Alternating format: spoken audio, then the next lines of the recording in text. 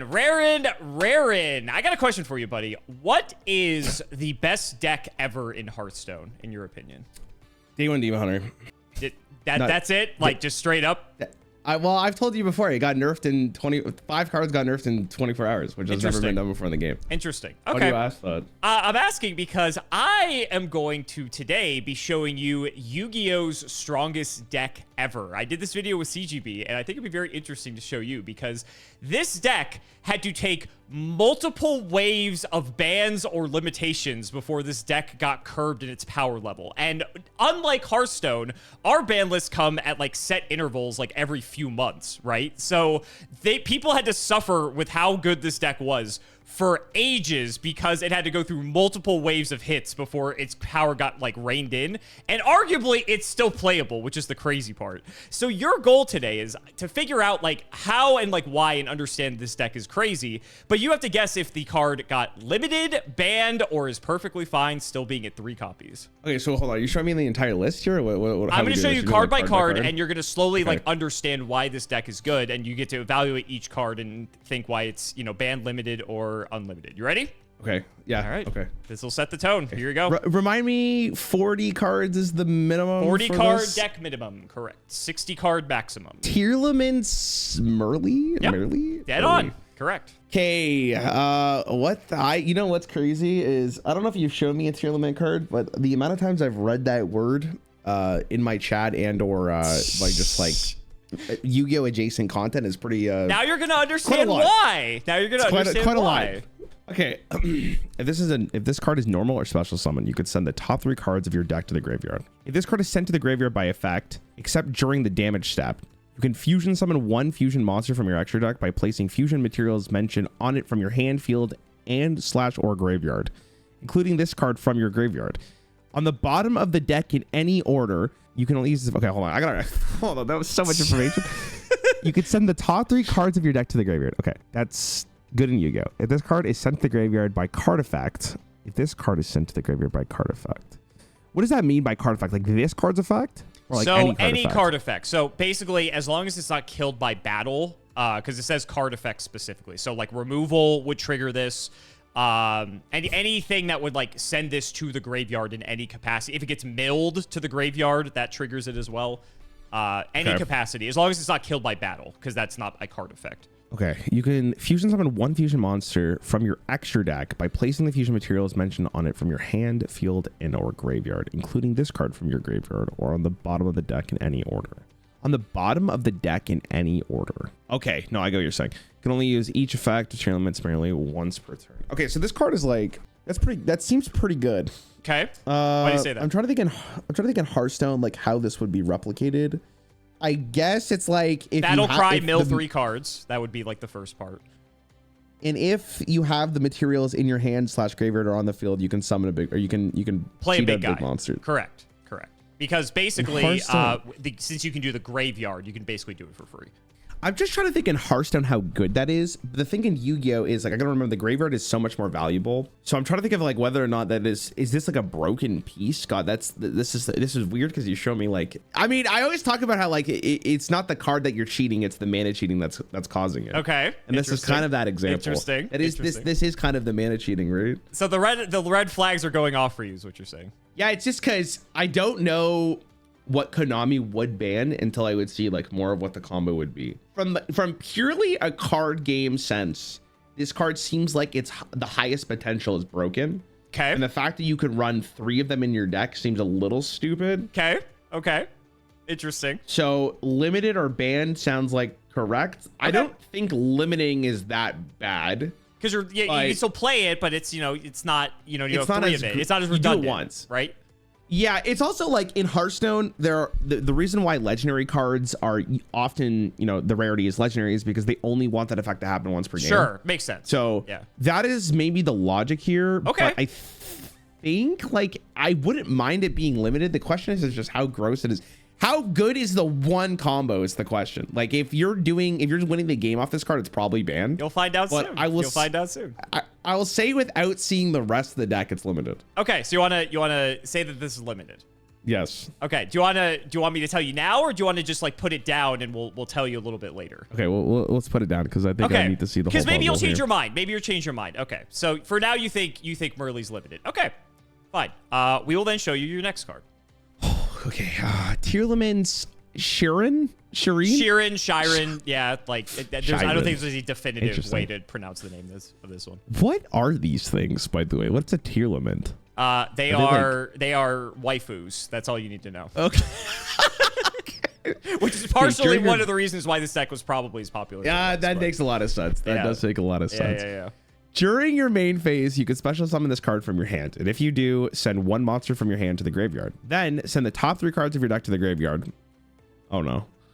If this card is sent to the graveyard by card effect, you can fusion summon one fusion monster from your extra deck by placing... Okay, so it's the same thing. You can only do it once per turn. Uh-huh. Okay, so... God, that's so... What? So they printed 2 versions of the same effect, so you have like ultimate redundancy to make sure the combo procs. So in the same vein that the other one was, this follows the same thing, right? Like it's also should be... God, I like... What is more broken here? Hold on. Is it better for me to just send... You can special this card from your hand, and if you do, send one monster from the graveyard. Okay, so... My favorite is when you were like, oh no.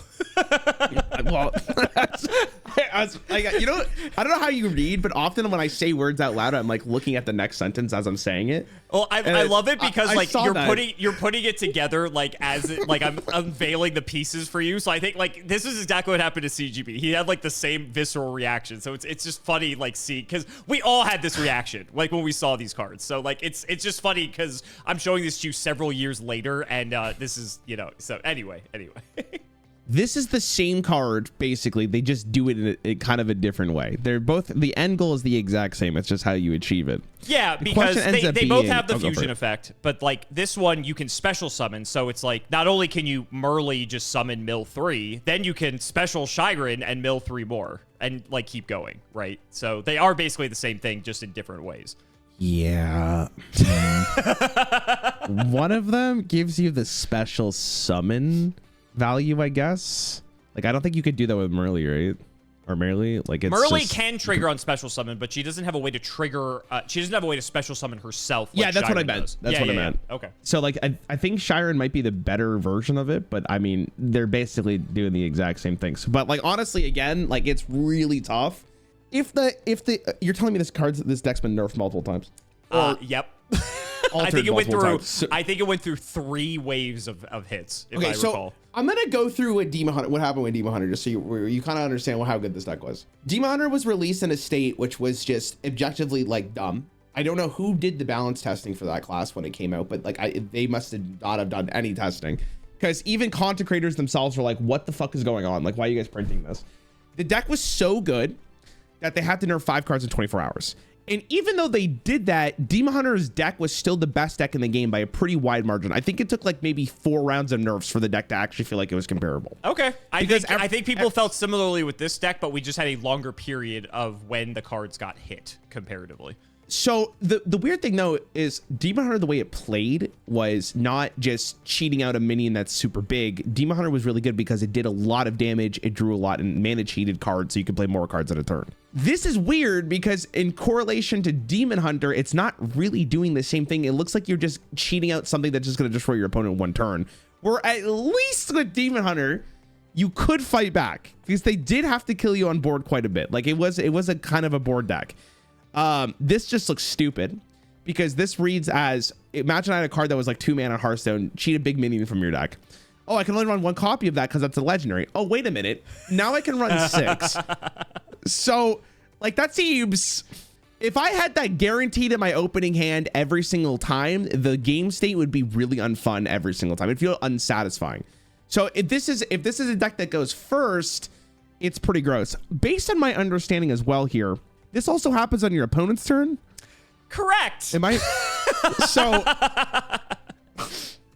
that's like, so you could also cheat out a minion on your opponent's turn. Therefore, once per turn only means on your turn. So once you end turn, you just get ready for the second one. Okay, I'm going to go with limited as well, but like both of these might be bad. So I don't know. I'll put it for limited. Tough. I'll put it for limited. You mentioned having 6 ways to trigger this. How about 9 ways to trigger this? What year is this? Like, why did they? 2022. This is very recent. And Konami, what are they doing over there? Oh, just wait. We haven't even gotten to the good stuff yet. Oh, really? God, I think that both the cards you showed me already might be playable in Hearthstone, depending on mana cost. Tearlaments Havnis? Correct. Havnis? Correct. Havnis. Okay. You're correct. You're good. You're doing good with the names today. I'll give you credit for that. Thank you. Thank you. When your opponent activates a monster effect on the field, quick effect, you can special summon this card from your hand. If you do, God, summon the top 3 cards of your deck to the graveyard. If this card is sent to the graveyard by card effect. Okay, so we're doing the same thing again. Okay, nice. Okay, when an opponent activates a monster effect on the field, you can special summon this card from your hand. Okay, so this one's good going second. You wouldn't want this going first. The other 2, I think, legitimately might be better than this because they're more proactive. Okay. Not to say that this one's necessarily bad, because if you are going second, you're probably really happy to see this. Actually, it's a okay, so you're gonna have to explain something to me. Let's say like I use an effect, right? Like from a monster. My opponent plays Max C. Does Max C count as a monster effect? I can play this? No, because it has to be on the field specifically. So they have to already have something out in play. Hand traps will not work with Havnis. Okay. No, I think I think legitimately this one's worse than the other 2, but it's still good for redundancy purposes. You'd be happy to get more of these. Okay. So where do you think she falls? You got limited on the other 2. Do you think she was also limited? I don't think so. I don't think it's as bad. Because at least this one is like, you can have the conversation with yourself that I don't have to use a monster effect if I think my opponent's playing Tearlaments. Like, at least you have that conversation. The other 2 don't have that conversation. They're just doing their own thing. So I can understand why it wouldn't be banned, but again, or limited. But I have to see what we're building up to here, because it really depends on what this payoff is of how much they have to stop the cheating. Sure. So I'll go ahead and we'll help you out here with how this is gonna go. So we'll take a little break here. So Merrli, Scheiren, and Havnis. All 3 of these cards are broken. And Havnis, you said Havnis is the worst. That's true to an extent, but the interesting part about Havnis is that it allows you to start doing things on the opponent's turn, because Yu-Gi-Oh!, especially modern Yu-Gi-Oh!, is a very monster-centric game, so it's very unlikely, like hypothetically, if you're playing the mirror match, right? If your opponent normal summons Merrli and activates the effect, oh look, you can have this now, and now you can like play on the opponent's turn. And so you're going to see very quickly why that's relevant. And I'm glad you picked up on the fact you can do this stuff on the opponent's turn, because this deck was highly interactive in that sense. And I will say you were correct. So Merrli got limited. Scheiren got limited. Havnis also got limited. So you were 2/3 right. So I gave you 2 out of the 3. So all 3 of these cards made their way onto the limited list to limit their power, both for milling, but also to kind of curb the redundancy of the fusion summoning, because as long as you hit any of them off of the top of your deck that's being sent to the graveyard by a card effect, that means you could conduct the fusion summon. So like they wanted to make it so that, okay, now you only have 3 ways to trigger these, essentially, 1 of each copy. And so it definitely... this is, you're going to learn very quickly, this is the casino deck that always pays out. This is any mill player's dream, because there is so much consistency in the milling of this deck that you're like always going to hit. And that's one of the reasons why people love this deck so much, is because it was just so consistent, so redundant, and so powerful that is why this is like the best deck ever made. And honestly, it's going to be very hard for Konami to top how strong this deck was. So you're starting off good. You're starting off good. You got 2 out of the 3, so you passed for now. Anyway, we got waifus. We need to have a husbando to pair with it. So here you go. Husbando? What did CGB get? Did I beat him? TBD. Ooh. We'll see. Okay. Is that a weapon? What is that? It's like a sword with like whips on the end of it or something. I don't know. It's like a whip. I think it's like a 3-pronged whip, it looks like. That looks crazy. Okay, Tearlaments Reinoheart. Okay. If this card is normal or special summoned, you can send 1 Tearlament monster from your deck to the graveyard, except this card. If this card is sent to the graveyard by card effect, you can special summon this card, but banish it when it leaves the field. And if you do, send 1 Tearlament card from your hand to the graveyard. You can only use each effect of this one's per turn. You could send 1 Tearlaments monster from your deck to your graveyard. That's the only thing I really had to read there, to be honest with you. That's okay. So that works in tandem with every other thing you just showed me, because if you do need more redundancy, right? Yeah, what the fuck? Were they really trying to just make a lot of cash here? Like, what is the point of this? I mean, if that was their goal, I think they succeeded. They succeeded? Was this like just winning Pro Tours or whatever the equivalent is? This deck, like I said, even through multiple waves of hits, was like, when this deck was first released, this was a tier 0 format. What that means is that this is the only deck you were playing. If anyone was playing anything else, they had 0 chance of winning. That's how good this deck was. Interesting. So for Demon Hunter, at least, after the first round of nerfs, the only deck that can compete against it, actually even before, no, because that's 24 hours. First round of nerfs, after, the only deck that can compete against it is a Rage Warrior. Because then Rage Warrior was the only class in the game, or the only deck in the game that can not only swap tempo, but gain enough life that you wouldn't die from hand even after you clear the board. Interesting. So the only real contender to tier was literally like stun decks that were playing 1,000,000 cards so that like this deck couldn't play. So they would play cards that would like make sure cards get banished instead of going to the graveyard because it's a grave-centric deck. But those decks are very like inconsistent and bricky because it's like, especially if they go second, then it doesn't matter because the tier element player already is set up. So it's like you have to high roll and make sure you always go first, and there's just a lot of problems. So like that was the only deck that really could oppose this deck at the time. And it was very bad. Like you might have some people that did like okay with it, but it was just this deck was far too consistent that it just didn't matter. Okay. Well, that's fantastic. I'm so happy for Konami.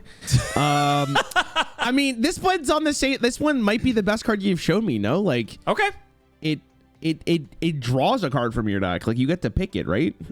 So in the instance of, let's say you casino mill like Merrli or Scheiren, you can then tailor pick Havnis to like do a third fusion summon by sending it to the graveyard, right? Yeah, I think this card's broken. Like I'm really. So where did he fall, Rarin? Where did Reinoheart fall? I want to say banned. Okay. Like I think the fact you get to pick the card is really stupid. It is very stupid. And like I would agree. I was talking about how earlier how like the mana cheating's the problem, not the card that you're mana cheating for most cases. This is like, what is the thing above mana cheating? Like this is the card that allows you to mana cheat. Like that is okay. That's probably like that is whatever's above like whatever you said. What did you say? Oh, 0 tier? Tier 0. Negative 1 tier. Negative 0, 1 tier. Negative 1. A lot of people would agree with that. Negative 1 tier is very appropriate for this deck, I will say. I think this one's probably banned, but let me see the rest of them because that's probably disgusting. Okay. We'll hold out for now. I think we need to show you what you're fusion summoning because you need to see some of the payoffs here. So here is your first one. What is this name? Kitkallos? There you go. You're doing great with the names today. People are gonna be so happy. What is this art? This art is whack. Okay. All right. 1 Tearlaments monster, 1. Okay, so that's basically everything I've seen before. Correct. Yep. Except for Rhino. Reinoheart is a warrior. That is the only difference. But he does fulfill the tier element monster condition. So we already have the best redundancy, and we have a tutor to get the redundancy. So what is this? If this card is special summoned, you could take 1 Tearlaments card from your. You can take 1 card from your deck and either add it to your hand or send it to the graveyard. You can target 1 monster you control, special summon 1 Tearlaments monster from your hand or graveyard. And if you do, send the targeted monster to the graveyard. If this card is sent to the graveyard by card effect, you could send the top 5 cards of your deck to the graveyard. Oh. So even if you lose, you win. It's the casino that always pays out. I'm telling you. That's crazy. That's actually... Dude, that's like, oh my god. How would this translate to Hearthstone? How would this translate to Hearthstone? Here, I'll show you a card. Okay. All right. You taking over my video? Sure. There's nothing that's going to compare to the effect, but I'm going to show you what you're going to... Of course not. Sure. I'm going to show you what you would end up summoning here based on the wording here. Sure. And then imagine just not paying 9 mana for that. Rattlegore. Death Rattle. Resummon this with -1/-1. It's a 9 mana 9/9. Like, that's the gift key that keeps on giving. If I got to cheat that out for whatever this is, I guess this is 0. And I just played this on turn 1, the game would be over. Like, my opponent's not coming back from this. So this is what it kind of reminds me of, where you just keep on going. Your opponent's like, oh, I removed the board. Okay, I'm just kidding. It's back. That's kind of silly. Now, the thing is, this card actually kind of needs the other ones, but the fact that you keep getting more and more from it, like, that is just, oh my god. If this card is, okay, it gets sent to the graveyard. If this card is sent to the graveyard by card. So you have to like banish it or you have to kill a monster, but no one does monster damage in this series. You can target herself with her own effect. So you want to target her effect so you get more redundancy and more cards on the board. This is like this going turn 1's disgusting. Yep. Like that is gross because that is so much resources out of nowhere. Oh, this is really just like your pot of greeting in one card. Like this is just you get like 5 of these. Yeah, that's a fair analogy. Yeah. Okay. I mean, like probably banned. Like okay. I think it okay. So Reinoheart banned and Kitkallos banned is where you're at. This what the fuck? Okay. This was all printed for context in the same set, by the way. So it's not like we even had to wait to get these cards. They gave them all to us at once. So you get these cards in real life / Master Duel, and then you ask yourself, does Konami test the game or this is intentional? Like they want you to suffer. Like there's not really any other options, right? Like they're either making you be like suffer by our poor Yu-Gi-Oh players, or they don't test their game. Like there's no way, man. Pretty much. It's very funny because the silly. archetype that like the main archetype that was released after this one in a following set or two was basically made to like hard counter this deck, which is hilarious because even through like all the waves of bans, yeah. Okay. More money. All right. I'm gonna reserve the bans or limits until we finish the rest of the payoffs here. Here is your second payoff. Okay. Oh my god. How much worse can this get? Let's see. Let's see. Oh god. Rulkallos. Let's go with that. Okay, so this requires a Tearlament. Okay, so you need the last person you showed me. The last Tearlament card and then another Tearlament monster. Okay. Which is not hard to get into the graveyard or anything, as you already have realized. So yes, this is probably going to happen in the same instance as you're doing the other thing. Yep. Okay, other aqua monsters you control cannot be destroyed by battle. You can only use each of the following effects of Tearlament Rulkallos once per turn. When your opponent activates a card or effect that includes an effect that special summons a monster, quick effect, you can negate the activation, and if you do, destroy it. Then send one Tearlaments card from your hand or face up to the field to the graveyard. If this fusion summon card is sent to the graveyard by card effect, you could special summon this card. If this fusion summon card is sent to the graveyard by card effect, so this one in particular, or like any fusion summon monster? So it's itself. It's referring to the Rulkallos itself. What it means by fusion summon card is that you only get to do it once because when she resurrects herself, she's not considered to be fusion summoned anymore. Oh, okay. So it's like a death rattle in Hearthstone. Basically, yeah, it's funny you showed Rattlegore because basically it like is basically doing the Rattlegore thing, but just doing it one time. Oh, so you get two. Wait. If this, so you could use another Tearlament to kill this to get another negate. Yes, if you wanted to. Yep. Which would be sending a Tearlament monster to the graveyard by card effect. Nah, this is fucked up.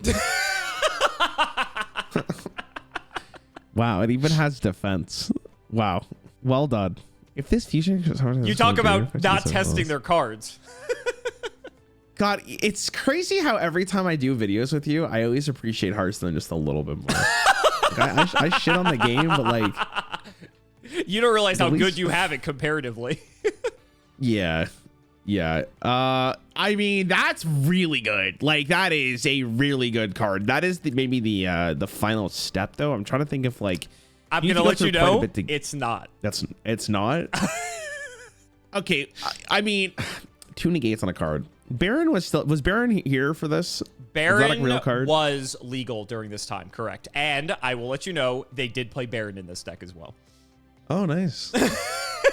Is that great? Oh, that's awesome. Okay. I think it's also limited, but it's tough with fusion monsters are interesting because it kind of doesn't really matter if it's limited because you don't really care about drawing it. Like you just get to pick it because it's in the extra deck. Yeah, but it does matter from a redundancy perspective, right? Because like if it's weird because like some cards like you would think people would play multiple copies of in the extra deck, and then usually they just play one because they can always access it. But sometimes you want that effect multiple times, hence why they'll play multiple copies of it. Yeah, that makes sense. Okay, so Rulkallos limited, the other 2 banned. I'm going to show you the last boss monster, and then we will reveal your answers. Oh my, what am I even looking at here? Okay, no, I see the figure. Kaleido-Heart? Mm-hmm. Okay. So you need Reinoheart and 2 aqua monsters. So you don't actually need Rulkallos for this. Okay. Yep, this one needs Reinoheart specifically because it's like his, upgraded form, if you will. Cannot be used as fusion material. If this card is special summon or if an aqua monster is sent to the graveyard by card effect while this is on the field, you could target one card your opponent controls, shuffle it into the deck. If this card is sent to the graveyard by card effect, you can special summon this card, and if you do, send one Tearlaments card from your deck to the graveyard. You can only use this effect once per turn. You can only use each effect once per turn. So even if it resummons, you can't send 2 cards to the graveyard or to your opponent's deck, sorry. Correct. But you can also do it on your opponent's turn because that's a new turn. Oh, nice. Oh, great. You can target 1 card your opponent controls. Okay, so you're going to have to remind me of mechanics here. If I use a monster effect and my opponent uses this card against it, does the monster effect still go off even if it's sent to the deck? The effect in that instance would still resolve. However, there is a window that, depending on the type of effect that's being used, that they could Kaleido-Heart shuffle it away before they get to use the effect of that card. Depends on like the type of effect in terms of the timing. But for instance, like Merrli's effect is on summon. There's no window for you to shuffle it away before she mills the 3 cards. However, if Merrli said not on summon, if it just said like once per turn, you can send the top 3 cards of your deck to the graveyard, Kaleido-Heart could be used before Merrli would activate that effect to shuffle it away. So just to help clarify how that works. In a lot of cases, this is like almost treated like a negate. Like it seems like you would consider it that, but also you're shuffling it back. Yeah, like a pseudo negate. Yeah, sure. I get what you're saying. Yeah, it's more removal, but it can be a negate like preventatively. Yes. Okay. Because I'm just asking like how good is that effect to shuffle something back into the deck is basically what I'm asking. Because in Hearthstone, very obviously, that's really good. Very good. Because shuffling into the deck is like a better form of removal because it's not going to the graveyard, right? So for instance, if you're playing like the mirror match, if Kaleido-Heart said target a card your opponent controls, send it to the graveyard, that would trigger the Tearlaments effects. So like that's bad, right? Where shuffling into the deck, no effects are going to trigger most of the time. So that's shuffling into the deck is very good in Yu-Gi-Oh! So I'm trying. Is this one really okay? I know this is like the final form, but I don't get the same feeling I got as from the other ones. Okay, but maybe I'm just real. Because I guess in Hearthstone, like we have sending cards back to the deck, and sometimes they're annoying. Like it was really annoying back in like 2017 Hearthstone. Now it's not as brutal anymore because I feel like we just have so much draw, so I'm kind of just not worried about it. But in Yu-Gi-Oh, obviously, you don't have as much draw, so it's a significant thing. And you can do it basically, well, you do it once per turn. You do it on your turn, you pass the turn over, then you get to do it again. And you can do that, what, at the start of the turn? Or you whenever, can do it whenever you want to. Like if you have a way to send Kaleido-Heart to grave, hypothetically, like he re-special summons himself, you send a tier card to the graveyard, and then because he was sent to the grave by card effect, like you could just, yeah, like it's... So you get like basically like this thing doesn't die until it's what, banished? Like how do you get you can banish it, you can shuffle it into the deck, funny enough, like it can out itself. You can so if you kill it twice in a turn, it won't resurrect itself because you can only resurrect it once in a single turn. So if you have like removal spell, it comes back, it shuffles away one of your things. If you have a second removal spell and kill it, then it won't come back that time. I feel like though, like, man, if I'm your opponent going against this, I feel like I'm putting so many resources into doing that I just lost. Like, how do I win from that position? Like, that just sounded so bad in my head. Like, that's like 5 cards for 1. I mean, in that case, when I say it like that, that sounds really gross. And like, honestly, it's funny. The Radagor thing is like insanely accurate here. Because most decks didn't have a way to deal with it. So, like, even if you spent all your removal on it, it would just come back. Yep, like, exactly. Okay. And, like, if you're playing the mirror match, which, again, like I said, it's a tier 0 format, Kaleido-Heart can out Kaleido-Heart, right? So, like, that's one of the reasons why, like, you had to be playing this deck to counter this deck because it's just, like, that good. God, I think it's Reinoheart that's still the biggest problem here. Okay. But which, to be fair, if they ban Reinoheart, you can't play Kaleido-Heart. So it kind of, like, shadow bans Kaleido-Heart, too. Would they do that, though? I feel like that's what an so, interesting like, question. Would they do that, Raren? You let us know. That feels so bad. Like, I feel like I would hate Konami if they did that. They make you pay for all these cards, and they're like, oh, yeah, we're going to ban this one, and also this one's indirectly banned. Oh, you young, like, naive child. That's fucking cringe. That's the way I'm putting it. Huh. I don't know how I feel about that. I feel like Konami wouldn't do that, but also they probably would. I could read the Reddit comment right now, dude. Like, I could read it. Like, I could see the person molding in the comment section of this announcement. Like I could see, like, on all caps, it's like, does this mean Kaleido-Heart's also banned? Like, I can, okay, I don't know. Is that bannable? Like, that feels so ridiculous that they did that, though. They could ban Kaleido-Heart and keep Reinoheart. That is an option. I think Reinoheart's probably limited then if that's the case. But I don't, like, if Kaleido-Heart is, why would they ban this over, like, the probably the bigger problem here? Okay. Which is what? What's the bigger problem here? I think it's Reinoheart, no? Like, Reinoheart's the bigger problem. Okay. I'm just asking. Like, this is again, it's the conversation of like, what is the problem with this combo? Is it the fact that you have redundancy? Is it the fact that you have a tutor to get your redundancy? Is it the fact that you're basically cheating everything out in one instance? Like, I mean, how does your opponent respond to this? Yu-Gi-Oh in a nutshell, basically. Yeah, but like, I feel like from what I saw when I was playing, there was a lot of. Actually, no. I was gonna lie to your face. I was gonna feel like there's a lot of chances for me to respond to my opponent, but I don't know if that was necessarily true. I feel like maybe that's a skill diff, though. God, I think Hearthstone did a good job of ending your turn and then having your turn, so I can kind of like breathe for a I will second. say, like, one of the strengths of why this deck is so good is that it basically can play a whole nother turn on your opponent's turn. And like, we have stuff in Yu-Gi-Oh that lets you interact on the opponent's turn, like hand traps and such, but they're usually like one-off pieces of interaction that like it'll do the thing once and it's like, okay, then like they keep playing, right? Where like Tearlaments, if you go like special summon Havnis on your opponent's turn, mill like the god 3 cards, you're literally like comboing on your opponent's turn. And it's like they're not even getting to play the game, which is ridiculous. Yeah.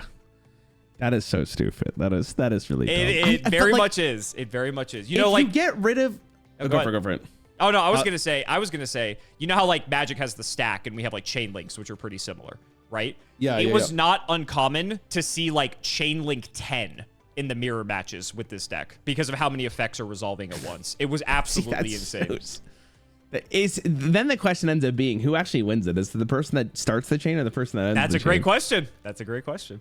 Because like, I feel like you're taking a gambit here. Like you do it first, and then like we'll see what happens. Because yeah, such an it's possible. It's possible. You might see some cards later that might pose that question as well. There's more to this. Oh, we're about halfway through, buddy. Interesting. I thought we're not done. I thought this was it. We are not done. Oh no, we are not done. Okay, I'm gonna say that this guy was limited. They're both limited. I feel like if they ban one, it's kind of I hate that philosophy and I don't want to agree with it. So we're at Reinoheart limited, Kitkallos banned, Rulkallos limited, Kaleido-Heart limited. Yeah, we'll go with that. Sure. Okay. I mean, they're all bannable. I don't fucking know. I mean, honestly, you're not wrong. So this is interesting. Reinoheart was limited, but in Japan, they actually kept Reinoheart at 3 in the U.S. territories, which is what we're going by. So you got it wrong. It's kind of weird that they did that because like Reinoheart is also very good. Maybe they figured like we limited all the other like the Merrli Scheiren Havnis package, so like then your Reinoheart can like cherry pick whichever one is left. Maybe that was the philosophy. Like we don't know because unlike your game and many others, they don't tell us why they hit certain cards. But they actually left Reinoheart at 3, which means Kaleido-Heart was also safe. They never touched Kaleido-Heart at all. It's interesting. We talked about like whether in the extra deck you play like one of a card or like multiple. Kaleido-Heart was only played as a one of, mainly because it kind of just like recurred itself, but also you could very easily just get it back into your extra deck if you needed to recycle it, so it wasn't like too difficult in that regard. So people only needed one copy of this card anyway. So even if they limited it, it wouldn't have done anything. They would have had to ban it. Kitkallos, you're correct. They did ban Kitkallos because Kitkallos just does fucking everything. The fact that on summon, you get to literally just add any card or send any card to the graveyard to trigger its effect is already a huge amount of value. But then the fact that you can send Kitkallos for its own effect to special summon something like a Merrli or a Scheiren. Typically, Merrli was very common because then Kitkallos and Merrli would form a chain and you'd mill 8 cards off the top of your deck because Kitkallos mills 5, Merrli mills 3. So that was a way to cheat out Merrli and special summon it instead of wasting your normal summon on that because you wanted to use your normal summon typically on Reinoheart because Reinoheart was a lot more value. So Kitkallos was way too good for a singular card and got banned, unfortunately. Rest in peace. Rulkallos, similarly to Kaleido-Heart, Rulkallos is fine. We talked about how they ban cards to shadow ban other ones. You need Kitkallos to make Rulkallos, so they sort of just indirectly hit Rulkallos by hitting Kitkallos. Okay, yeah, I mean, that makes sense. Okay. Yeah. I don't know, bro. It's Konami puts themselves in such weird situations because they can't just outright like nerf a card. They have to ban it. I don't know. It's fucking... Anyway, let's continue. Here's your next card. Okay. All right. Primeval Planets. What the fuck is that word? Perlereino? Perlereino. Close enough. Close enough. What is this? Like, what are these arts, bro? When this card is activated, you can add one Tearlaments monster or Visa Starfrost. You can ignore that. Okay, from your deck to your hand. Fusion. Oh, they just added it just because they felt like it. It's part of the lore with this deck. So like, but no one ever was playing Visas. Don't worry. Fusion monsters are Tearlaments monsters you control gain 500 attack. If a Tearlaments monster you control or in the graveyard is shuffled into the deck or extra deck, except during the damage step, you can target one card on the field. Sorry, there's like so much reading. You can target one card on the field, destroy it. You can only use this effect. Hold on. He's cooking. He's cooking. Let me read that again. If a Tearlaments monster you control or in the graveyard is shuffle into the deck or the extra deck, you can target one card on the field and destroy it. Oh, wow. Wow. That's so cool, dude. And for context, this is a field spell, so this is like an enchantment. It just stays out on the field. Oh, that's great. Isn't it?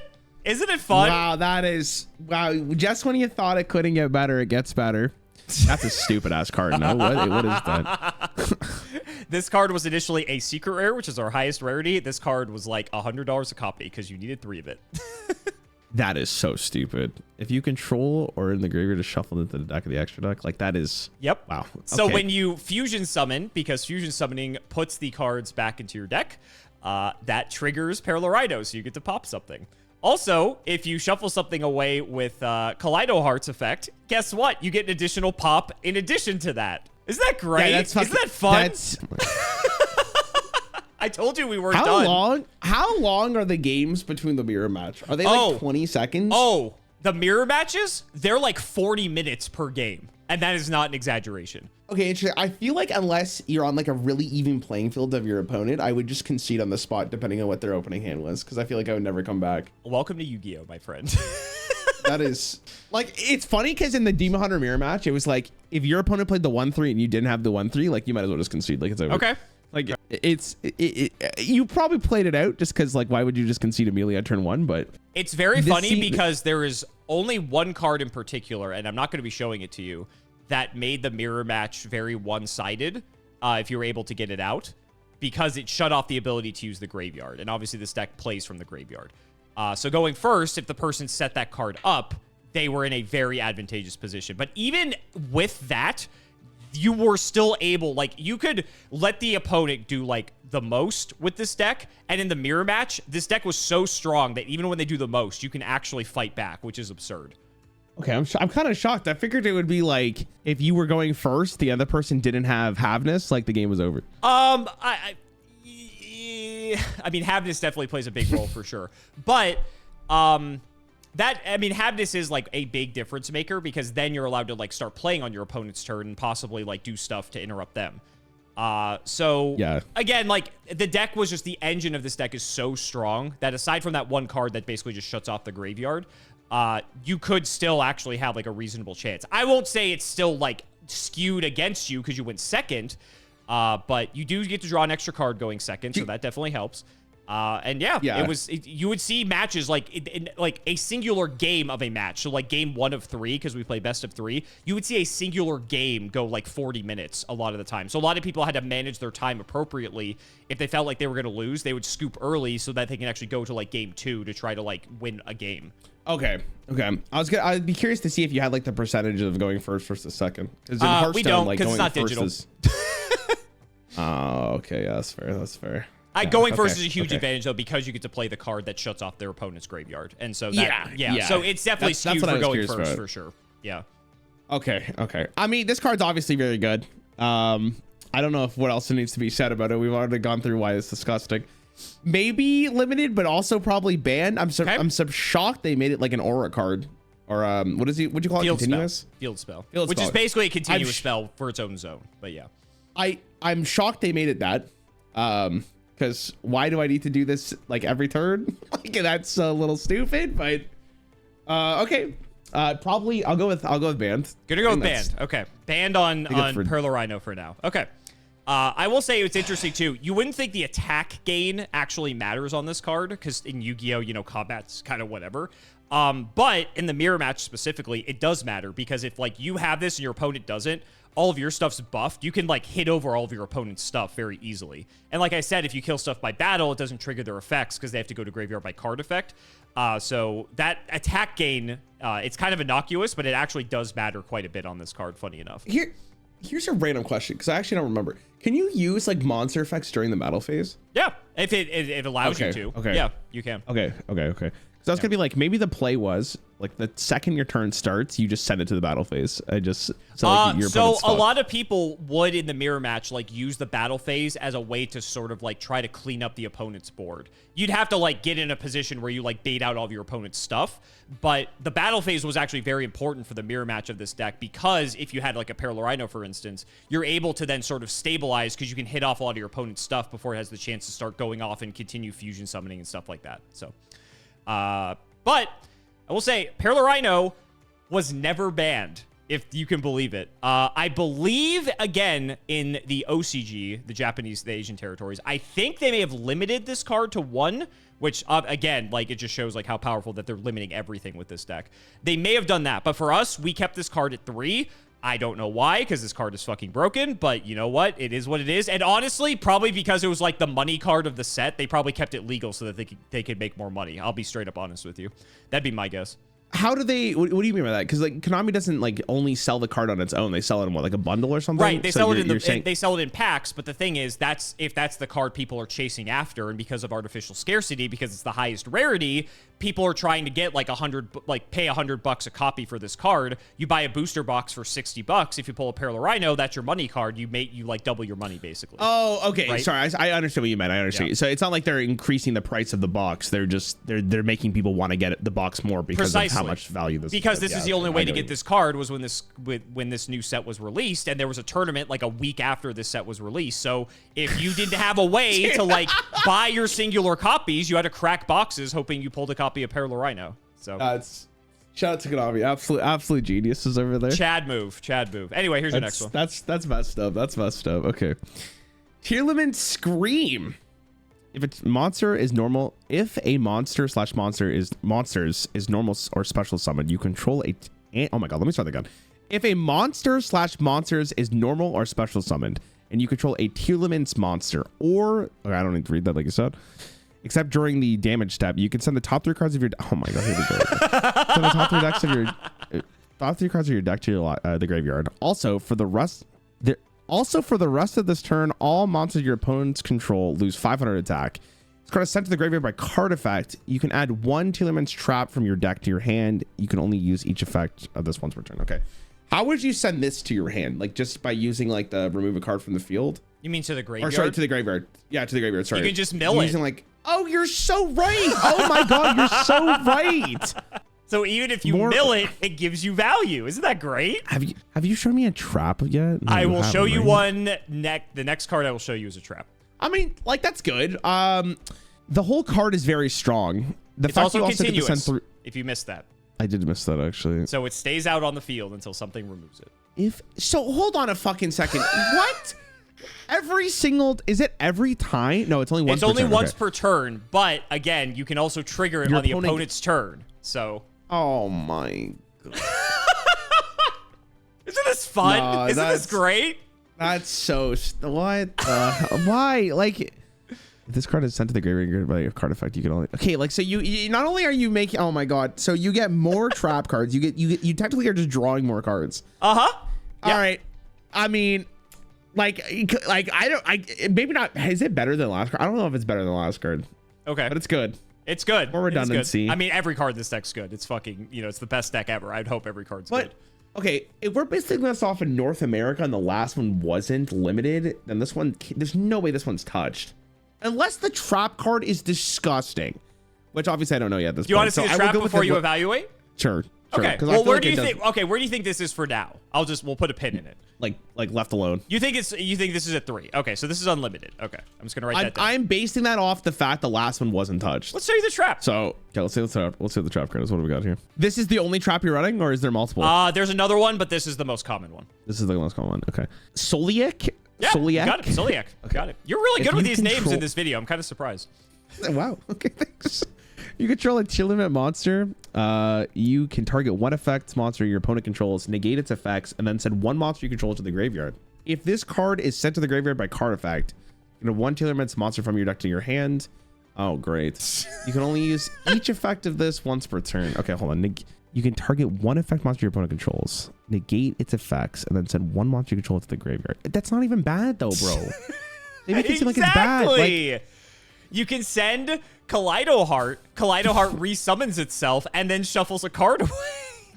Nah, that's like that. Okay, like again, like, and then because you shuffle something, if you have the field spell, it pops another card your opponent had. Oh my god! So everything in this deck just stays on board. It never leaves. You're constantly just getting harassed. It's the casino that always pays out, Rare, and I'm telling you. Man, I literally, like, I don't even know what archetype. This is not even Demon Hunter. Like, this one, Demon Hunter get thrashed by this, man. Like, that's not even close. I mean, like, that's really good. That is a really good effect. The fact that it's a continuous trap spell also is, like, disgusting. Because you can do it every single turn. Can you have multiple of these on the board too? So you can, but you can only use each effect once per turn. It is a hard once per turn. So it doesn't benefit you to have multiple. Yeah. Well, yeah. Okay, makes sense. Makes sense. I was gonna be like, if you could do that, like, activate this. No, we got some guardrails. We got some guardrails. Oh, thank God. Thank God. you really needed it. I mean, that's really good. Is that going to change my opinion about Scream, though? Is it? Maybe. That's a good question. But then I honestly feel like... So, this is the same conversation we kind of had earlier. If you limit Sulliek, it technically nerfs Scream, if this is the one you want. Because then, like, you don't need that redundancy as much because you're only looking for one trap card. So maybe you still run a couple of copies of it. I don't think they would touch Scream, especially if there's another card. I think they would touch the problem cards. So Sulliek seems like the bigger issue here. Okay. So one's probably fine. So I would limit probably Sulliek. So limited Sulliek, Scream's at 3. Yeah, I think that's fine. That makes sense. So let's talk about Scream. You're correct. They did not touch Scream, but Scream is very strong. Being able to just mill. So like if you just normal Merrli while Scream is active, you get to mill 6 instead of 3. So like, again, the casino keeps paying out. Once again, the attack reduction on Scream is actually very relevant, especially when you pair it with Perlereino, because now you have a 1,000 point swing in attack value on all monsters. Scream is only, it only affects stuff, I believe. All monster your opponent controls lose 500 attack. So I believe that's everything for the turn. It's not like just whatever's face up, if I recall correctly. So again, if you're in a situation where you're going like second, your opponent sets up their board, Perlereino plus Scream gives you a huge swing in terms of the attack value on a lot of your stuff that you can actually like use it as a way to kind of clean up your opponent's board. And that was actually kind of common in some instances. So again, innocuous for Yu-Gi-Oh! Because usually attack reduction or gain doesn't matter too much, but for this actual mirror match it did actually matter, which is interesting. But again, the fact that the spells and traps, even if they're milled to the graveyard, give you value. Scream being able to search Sulliek or the other trap card, which is Crime, that was insane. But then Sulliek, if it gets milled, searches you a monster. So like you can get a Reinoheart, you can get a Merrli, a Scheiren, a whatever, right? It's just every card gives you another card. So there's like no downside to any of it, which is just disgusting. And so Sulliek was also not hit. Sulliek was totally fine because it was something people only played one of anyway. Sometimes they played like 2, but I would say for the most part it was just played as a one of because you can search it. You can just search it with milling Scream. You can search it with other cards. I believe Kitkallos can search it because it's any Tearlaments card. So like if you summon Kitkallos, you can just get the Sulliek directly to your hand. So you don't have to worry about milling Scream or anything like that. So typically in modern Yu-Gi-Oh, when there's a trap card like this and it's searchable, they only play one of it because it's so easy to access that you just search it and you don't worry about polluting your deck with multiple copies of a card like this. But some people played multiple because when you mill it, it's still upside, right? Like you can mill a Sulliek, get a monster search, and then search a Sulliek, and then have that to disrupt your opponent in addition to everything else. So Sulliek was very good, but it never got hit. It was totally fine. So you got Scream right, but Sulliek you got wrong. Okay. I mean, I never asked myself how many would you actually want to put in your deck. That's a good point for asking if they get limited or not. Yeah, Yu-Gi-Oh! The philosophy is if you can search the card and it's not like a card that is like really, really good, you typically play it at 1 because you can just search it when you need it. That's kind of just like a deck building philosophy in our game. But if the card is like batshit nuts all the time, you're going to play 3 because it's really good. All right, we're almost done because this deck got better. as a matter of fact, with the help of what we call the Ashizu cards. Ashizu was a character in the anime. She was like a side character. But these are her monsters, and they got giga upgraded in a set that followed the release of the Tearlaments cards. And this became known as Ashizu Tearlaments, and here is your first card. Okay. Kalbik, the Ancient Vanguard. What the hell? Okay. If this card is sent from the hand or deck to your opponent's graveyard. I'm sorry, what? How do you... A card. How do you... Oh, I'm so sorry. I'm so sorry. If a card is sent... I was like, reading that, I was like... How do you send a card to your opponent's graveyard? If a card/card is, oh my god, if a card/cards is sent from the hand or deck to your opponent's graveyard, except during the damage step, you can target one special summon monster your opponent controls. Special summon this card from your hand, then return that monster to the hand. Holy shit! Oh, just wait, it gets better. If this card is sent from the hand or deck to the graveyard, you can activate this effect. Each player sends the top 5 cards of their deck to the graveyard. Oh my god. Or their entire deck if less than 5, then if exchange... You can ignore the exchange of the spirit part. That's like, it's somewhat relevant, but not really. Okay, you can only use this effect once per turn. You can... Oh my god. You could target one special summon monster your opponent controls. Special summon this card from your hand, then return that monster to the hand. That is... Pretty cool. Pretty good. Pretty good, huh? Pretty good. That's very good. If this card is sent from the hand or deck to the graveyard, you can activate this effect. Each player sends the top 5 cards of their deck to the graveyard. So if you mill Kelbeck off of like Merrli or anything else, then you trigger Kelbeck in the graveyard and you each mill 5. That is... I mean, like that's needed. Like, do you need more redundancy in this deck? I guess. Why wouldn't you? Why not just draw your whole deck? Why not? Like, why not? Exactly. Why not? That is... The effect is also so good. What the hell? Yeah, so like hypothetically, let's say your opponent goes to fusion summon like a Kitkallos, right? They special summon a monster. And let's say they're going to send a card to the graveyard with Kitkallos' effect. Then you can Kelbeck, summon it, bounce the Kitkallos back to their extra deck, because that's where fusion, anything from the extra deck, if it goes to hand, it goes back to the extra deck. And now they don't get to use all the good effects of the Kitkallos. So it's not only a hand trap in quotes / counter to some of the good things that this deck can do, but then it also proactively mills you another 5 cards as well. And this is sort of why this deck was like a tier 0 deck, because if you're playing the mirror match, the milling 5 cards is going to trigger stuff for your opponent because they're also playing Tearlaments. However, if they're not playing Tearlaments, the milling 5 only benefits you, and you get so far ahead that your opponent has no way to be able to keep up with how much advantage you get off of this. Yeah, that makes sense. I mean, the thing is like every card you show me is just like, okay, we're doing this again, but we're going to do it even better. Yep. Like it's kind of... Usually, like, is this all printed at once too? Is this card also there, or is that the next expansion? This was the next set after when they released Tearlaments. However, that next set was a side set. It came very quickly after Tearlaments was released. Interesting. So it's like a mini... It's like a reprint / side set is what we call it. Sometimes they reprint a bunch of old cards and they give us like a handful of new ones as well. And so this is the type of set that this was printed in. Oh my god. So Tier was already good without these cards, and then they printed these cards to make it better. Yeah, I'm curious to see like how much redundancy you really need in this deck, but I guess in the Yu-Gi-Oh brain is like you might as well just play all of it and guarantee the victory. Well, that's the thing, right? It's like I keep saying like how the casino always pays out because there's so much redundancy. You're always going to hit essentially. Like it's very rare you're not doing like what you want to do with this deck because everything just feeds into itself essentially. Yeah. Oh my god. I mean, this is. Was this played after like it was nerfed? Would they nerf this effect? Like really? Well, so remember, we don't have erratas in our game. They would have to just ban it straight up. Oh, sorry, ban. Sorry. I actually like nerfing in my brain. Sorry, was like, did they actually ban this or limit this? Oh, okay. I don't know why. I see. That's my translation. You're in Hearthstone speak. It's fine. It's fine. Yeah, I'm also trying to think like it's funny because in Hearthstone this card's probably unplayable. That's so interesting. Really. I don't know what we would quantify as a special summon is the thing, but like Sap was a good card again back in the day, but because battle cards have gotten so good, Sap was 2 mana, bounce a minion back to your opponent's hand. Okay. Because because battle cards have gotten so strong, it's actually really spooky to do that. You have to think, though, with Yu-Gi-Oh, because we have the extra deck, bouncing something back to the extra deck basically removes it because it's not in your hand anymore. So it's kind of like a roundabout. Oh, is that how that works? Correct. Yeah.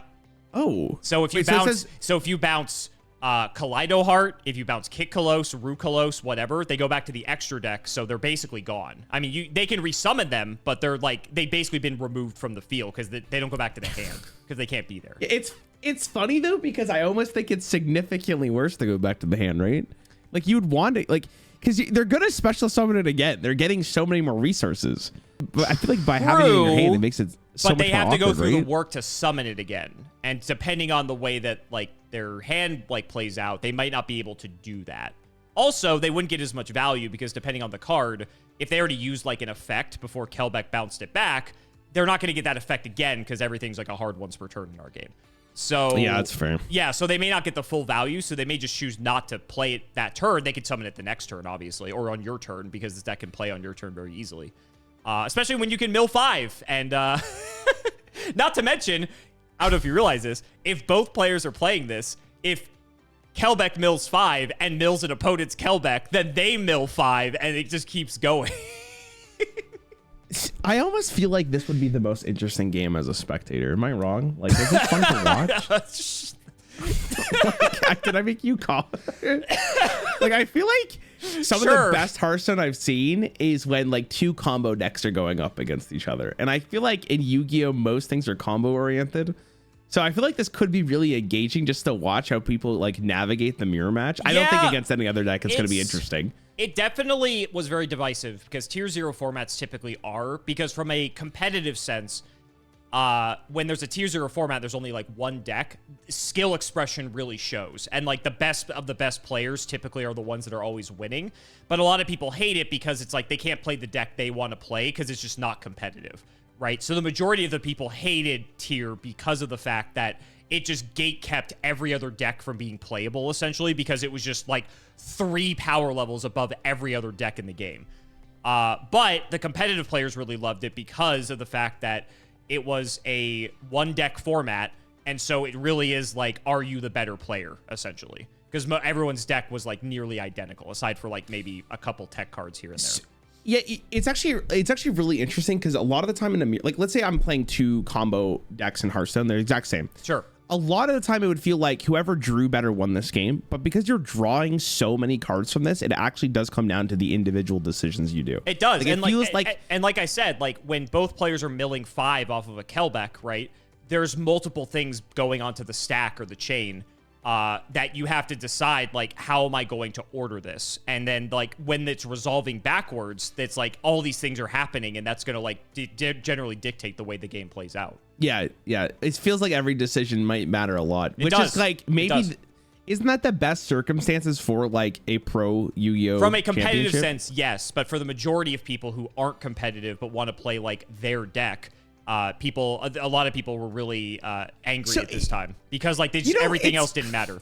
You know what's really interesting, actually? I was comparing this to Demon Hunter, but that's not the case here. I've shown you the expansion before. Like I was talking about it, United Stormwind with the quest lines. You remember that video? I remember that, yeah. It's like that. Like it's a lot of competitive people really like that expansion because it truly felt like every decision had such a huge impact on the game. But everyone else who was not competitive or didn't want to play in like a combo-oriented meta despised it. But obviously, the loud majority of people are not competitive gamers. So meaning like people didn't like the format. So it almost speaks like one-to-one to what it was for Konami or for you guys here. But it's interesting because I wonder like if the average Yu-Gi-Oh game is what would you say, like 4 turns, 3 turns? Like, I don't know, like 5 turns? Yeah, like 3 to 4 probably. But again, remember, there's a lot of interaction in our individual turns. So like, I'm not saying there isn't. I'm not saying there isn't. But it's interesting because unless, I guess like deck variety wasn't there, But you're saying like a lot of these decks would go on for 40 minutes. I don't know how much that really means for like turns, but it would feel like there's a lot of game happening in this. There is. Yeah. Match. So like if I do show you, because it's funny, I showed CGB a mirror match too. If I showed you a mirror match, you would see how much individual interaction is happening like in a particular turn. Is this the video that CGB posted a while ago, like reacting to like the best? Okay, I'm gonna watch this. I'll watch it. I want to, because I'm actually like really like I'm really intrigued to see how it was played out, because in Stormwind again, like there was a deck called Garrote Rogue, which I won't go through the whole combo, but it really came down to like these small little like edges. Like you had to understand when you could make your move and not, and it was really cool to watch. But again, going against it when you die on turn 5 is disgusting. I never want to play against it ever again. But it did make for a good viewing experience for someone who wanted to see like the highest level of Hearthstone unfold. Right. And I will agree. I think this is very similar in that regard. Because like, for instance, Kelbeck's mill 5 is optional. So you don't have to mill 5 if you think it's going to be disadvantageous for you to do so because your opponent's playing the mirror match and maybe they have a higher chance to hit better than you, right? So like that's like a perfect example of like a decision like strategically that you would have to make as someone playing the mirror match. It was just like, as someone who played in this format too, it was just so mentally taxing playing these mirror matches one after another, because it's just like there's so much happening that you just like don't get a break to breathe. It's exhausting. I remember I played like 5 or 6 rounds and it was just all mirror matches and I was just like, I was wiped. I just like I didn't even want to keep playing. That sucked. Yeah, at least in Hearthstone, right? Like it would be automated. Like this is like physically, yeah, no, it's all manual, and especially because like I said, we're going to like chain link 10 a lot of the times, and like there's all these things happening at once. You have to think so far ahead in terms of like what's going to happen like when this all resolves, right? You should give it a watch, even if you like don't completely like understand everything happening. Just seeing the layers of interaction, it's really interesting. And it's like I said, from a competitive perspective, people really loved it. Like, and the people who were the best at the game thrived during this time. But the majority hated it because they wanted to play like their deck, right? And so you couldn't do that. If you like, you would just get completely decimated by this deck because this just was like I said, it was like 3 tiers above everything else. Like it wasn't even close. Here's another question for you. Shoot. After that, you don't have to tell me like what was nerfed and what was not nerfed, but you did tell me that there was multiple nerfs or multiple bans / limitations for this deck. Mm-hmm. Did Konami print something that was on the same power level, or did they like take a step back and be like, this was maybe a little bit too much? Like I said, this is widely considered the best deck Yu-Gi-Oh's ever had, and it's like not close, to be honest with you. Okay. The set after, like I said, they basically printed an entire deck that was like made to counter this deck. Like the main boss monster of that deck makes it so that any card that goes to the graveyard gets banished instead. So like, and you're able to make that on turn 1 very easily. So like just there, like if you summon that, it like hard checks this deck in a way, if it goes second, that you like can't play the game essentially. So that deck also ended up being very good. Not as good as this deck, but still very good nonetheless. Yeah, I was going to say, because in Hearthstone, at least when Demon Hunter came out, they had to kind of match what Demon Hunter was doing for the first couple of sets there. So it felt like the one after it especially was like kind of a really powerful expansion. But then when Stormwind came out, you could tell the year after they were like, okay, like we kind of went a little bit too far here. Like we need to calm down. Like, so that's what I was curious on. Cause like if Konami, like I was going to say learned, but I'm like using quotations on that one. So, yeah, I mean, sorry, side tangent here. I was gonna say we were on a side tangent. Kelbeck, how are you feeling? It's just interesting to think about how this would play out in Yu-Gi-Oh. I'm actually, again, I'm actually genuinely interested to see how this plays out. But I think this card's very good. The thing is like, would I want to ban a card that kind of? I mean, maybe I would. I don't think. I would think banning of this would be really stupid. I think limiting is fine because you like lower the chance you actually high roll into the multiple draws, or the milling, I should say, not drawing. So I feel like banning this would be kind of. I could also just see them leaving this alone, to be completely honest with you, because after they get rid of a lot of the other pieces, it's not like this is doing anything that gross, and it's kind of a fun card to play with, right? Fun, sure. That's a good way to describe it. Well, it's fun for you if you're hitting it. Like, I mean, I was gonna say, yeah, if you're hitting, that's the conversation, great. Right? Why don't I show you this card before you make your decision? Okay. Agito. Agito. The Ancient Sentinel. The way that I can scroll down. That's nice. Okay. If a card/cards is sent from the hand or deck to your opponent's graveyard, except during the damage step, you can special summon this card from your hand, and then you can special summon 1 level 4 Earth Fairy monster from your graveyard. except this. This is a fairy monster. It is a fairy. The fuck? Ashizu played fairies. Yep. If this card is sent from the hand or deck to the graveyard, you can activate this effect. Each player sends the top 5 cards of their deck to the graveyard. Oh my god. And you can ignore the rest. And then, it's fine. Okay, so this is just more it's funny redundant. because you could actually, maybe you should read the rest because it could actually matter. If Exchange of the Spirit is in your graveyard, you can send 5 more cards. Okay, it's just more cards. Just yeah, more cards. so there were some, like, Exchange of the Spirit's a very old card. It's an Ashizu card. It basically doesn't do anything. But you could play it in your deck as like a brick, as a card that doesn't do anything. And if you happen to like mill Agito or like any of these other Ashizu cards, you would get like this added benefit. And Agito was one of the better ones because it milled you 5 more. So you milled 10 instead of 5.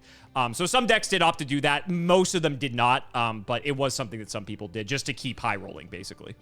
So this is like extra redundancy on top of the redundancy. Like, yep. That's what it feels like. Yep. And there's like I said, like, there's a couple other cards I'm not going to show you for the purposes of this video. Like, they also had some, like, okay effects if Exchange of the Spirit was in the graveyard. But like I said, like, it was not common that people did that. It was like, because you played this card that does nothing in your deck just to get this extra value. So it was not considered good for that. Because every card in the deck had to be so high power, it just wasn't worth playing Exchange of the Spirit.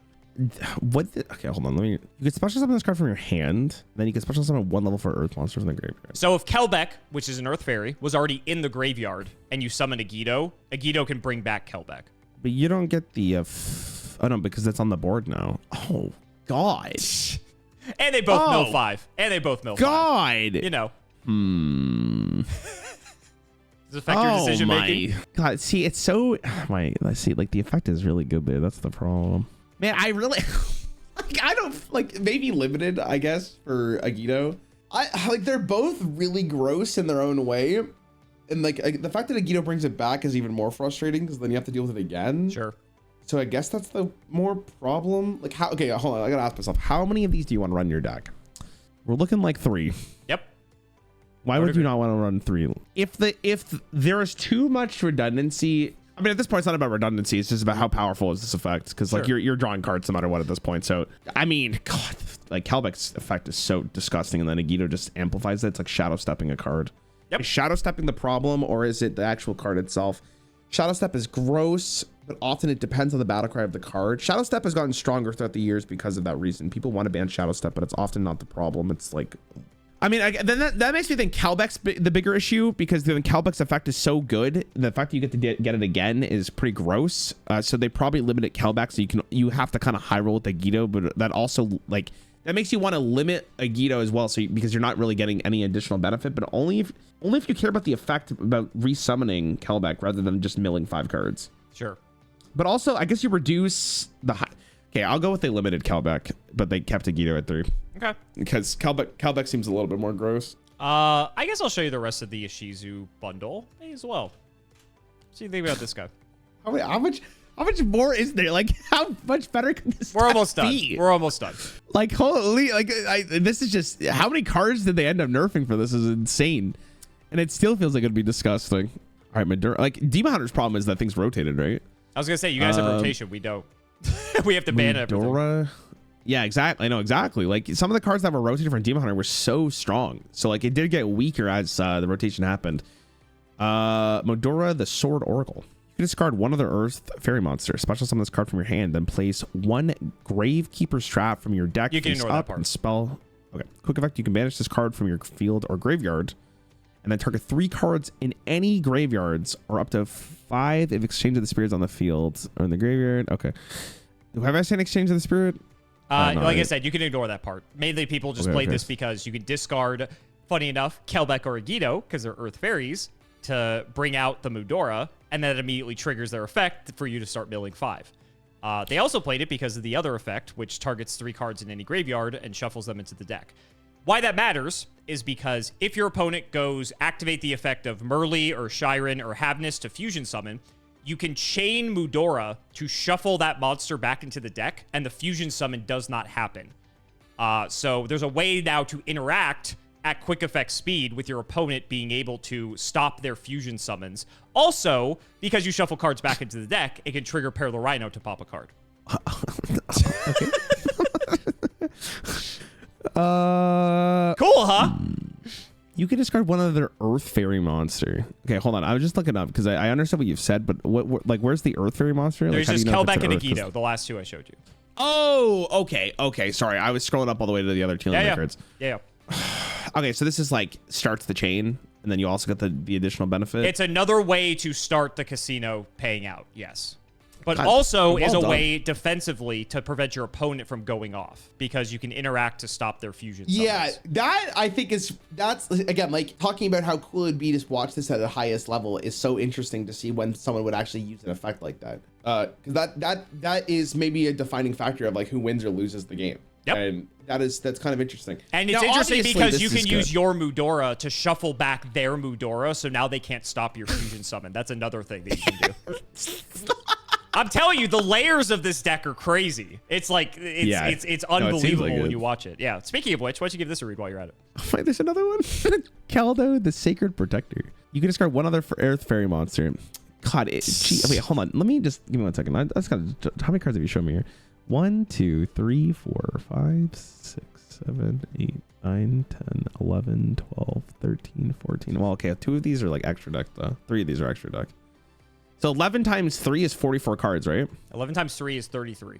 I'm an idiot. You're right, 33. Sorry, I was thinking about the I was thinking about the 14. That is majority of the deck before any nerfs happened. Now I just want to see what else they put in here and just to see. Are you gonna show me the last 2 cards? Because I think at that point there's like one other card I'm gonna show you, and then we're done. You did incredibly interesting here that the whole deck really comes together in such a way that is disgusting and the most Yu-Gi-Oh thing I've ever seen. Okay, sorry, hold on. You can discard one of the Earth Fairy monsters, which is on this card from your hand, and then add 1 exchange of the spirit or 1 card that mentions it from your deck to your hand. Quick effect, you can banish this card from your field or graveyard, then target 3 cards in any graveyard. Okay, and so you can shuffle them back in the deck. It's basically 4, 5, and 6 copies of Mudora to make it simple for you. So you have more redundancy and another way to start the chain. Because we needed more, right? Is it really? Like, so you're just hoping that you get 1 card to activate your opening hand, and that's it. And like that's what this whole deck is. Funny you should mention that. I'll show you the last card. It's Pot of Greed. They unbanned it. Oh. Herald of the Orange Light. When your opponent activates a monster effect, quick effect, you can send this card and 1 other fairy monster from your hand to the graveyard and negate the activation if you do destroy it. So you can send this and Agito or Kelbeck to the grave to negate your opponent from doing something, and then you get to mill 5. Man, that's pretty sick. God, man. Also, Herald of Orange Light is a tuner. So notably, that is a way to get to Baron. Because Rulkallos specifically is a level 8, so you could take Rulkallos and Herald and make a Baron if you so wish. Sorry, I was just reading the effect of Herald of the Orange Light again. But so, Baron, yeah, you really needed Baron in this deck. It was good. It was good. You could send this card and 1 other fairy monster from your hand to the graveyard to negate the activation if you destroy it. Yeah, okay, so you're just okay. I get what you're saying. So like you could use this to stop your opponent from milling 5 hypothetically. Like okay, so. In tournament play, because now that you've shown me basically every card, I have showed you basically every card. Yep. Were they running like carbon copies of the deck? Like people must have found the most efficient way of running this entire strategy. So most people would be running like the same cards. I would say like 30 to 35 of the cards in each deck were the same, and then some people there was like a couple different variants, but for the most part, like most people were playing like the same version of the deck. Yeah. Now I'm extremely intrigued. Or to see this in action. Like I really want to see it. It seems like such an interesting like movie to watch. It's a movie, that's for sure. All of these are good, by the way. I don't know what to say. I feel like you kind of need to do, if you limit 1, it doesn't really solve your problem because the redundancy is there. So like you have to limit all of them, but there's no way they're limiting all of them, right? There's no way they limit all of them. Yeah, sure. Maybe they do. Maybe they do. I don't know. Okay, they limit all of them. That's my answer. That's your answer? I guess. That's your answer? Like, I mean... That's a simple... honestly, they could have. Like, how many things have I told you that they limited and banned already? Like, I don't think it's crazy to say they limited everything. The power level of the second deck was... If this is tier 0, what is the second deck? Tier 2? Tier 2, tier 3, honestly. Like, this deck was just so head and shoulders above anything else. Okay, so then I can obviously see them. Okay, they limited everything else. All right. So let's go back a bit. Let's talk about Kelbeck and Agito, the millers. Kelbeck's other effect to be able to special it to bounce something is also very good and was a way to help like disrupt your opponent if you're going second. So you had more interaction going second. But obviously these are both used for the millers. And being able to go Kelbeck mill into Agito so you get to mill 10 in addition to everything else you get to do, was just fucking nuts. And you might think that it's bad to mill your opponent for 5 as well as you. However, people figured out that more often than not, even if both players mill 5 in the mirror match, it still benefits you more often than the opponent, unless the opponent, like, giga high rolls, because you get first action to, like, dictate, like, what effects are activating. In terms of, like, the way the priority works and, like, how our game functions, when both of you mill 5 cards, if both of you have effects to activate, you get to activate your effects first because you're turn player. So that gives you the ability to sort of help dictate the way that things are going to go off of, like, the milling. And so people figured out that, like, it doesn't matter if my opponent mills, I just want to mill. And like I said, because these cards exist that you're milling, like, 10 cards for free, if you weren't playing this deck, you had no chance because you snowballed so much advantage off of the mills that you were going to win the game like 99 times out of 100. Like, it just wasn't close. So as a result, they banned Kelbeck and Agido. They are both banned, so you cannot do the crazy milling. Moving on to Mudora and Keldo, these cards were not nearly as oppressive. They were mainly just, like, strong defensive cards. Sure, they were starters if you opened one of them with one of the millers, because you could go pitch the miller, summon the guy, you get to mill 5, the casino starts paying out. But mainly these were defensive options that allow you to have something else good to mill, that when your opponent is attempting to do stuff, you can banish Mudora or Keldo and interrupt them at quick effect speed. And since you could mill it, if it's like a Havnis on your opponent's turn, if you go, like, pitch, you know, Herald of the Orange Light and a thing to mill 5, you then had more ways to interact with the opponent to slow them down. So these cards were very good as well. So much so that they got limited. So you got these ones correct. These cards are limited to 1. And then finally, good old Herald of the Orange Light. This card was also insane, that it also got limited as well. So you got that one correct as well. So you thought, like, oh, they would limit everything. They basically almost did because they banned 2 of the cards as well. I'm going to wrap up this video by showing you this fun image. This is an OCG version of the deck, not the TCG. But this is basically the deck at full power and how many cards got hit and what the deck looked like after the fact. And it may shock you that even with all the hits to this deck, it was still playable in some capacity. It was not the best deck, don't get me wrong, but it was still actually conceivably playable and competitive at that, which is insane to think. What tier is it? Like, it was like, right now, I don't know, like, but it would be like tier 2, tier 3. But the fact that it's, like, still, like, conceivably playable in any capacity with how many hits this deck has suffered is just so funny. Here's another good image to send you as well. Again, I don't think anyone in the TCG made an image like this, or if they did, I just can't find it. But this is another one where it's like every card was like limited to like 1 copy or just like some crazy stuff like that. Because the OCG did stuff different than us.